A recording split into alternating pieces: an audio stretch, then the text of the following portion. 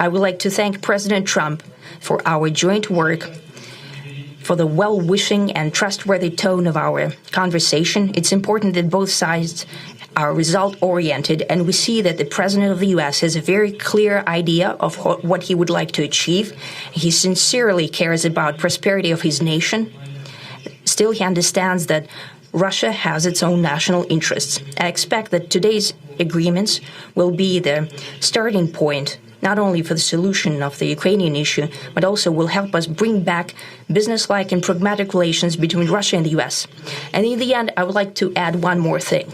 I'd like to remind you that in 2022, during the last contact with the previous administration, I tried to convince my previous American colleague that the situation should not be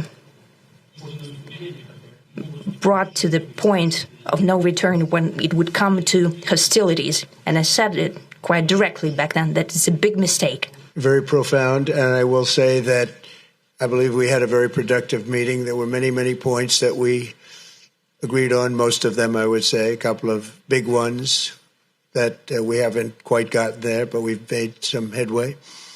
So there's no deal until there's a deal. I will call up NATO in a little while. I will call up the various people that I think are appropriate, and I'll, of course, call up President Zelensky and tell him about today's meeting. It's ultimately up to them. They're going to have to agree with what Marco and Steve and some of the great people from the Trump administration who've come here, Scott and John Ratcliffe. So just to put it very quickly, I'm going to start making a few phone calls and tell them what happened.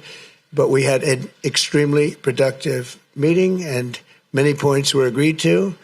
There are just a very few that are left. Some are not that significant. One is probably the most significant, but we have a very good chance of getting there. We didn't get there, but we have a very good chance of getting there. I would like to thank President Putin and his entire team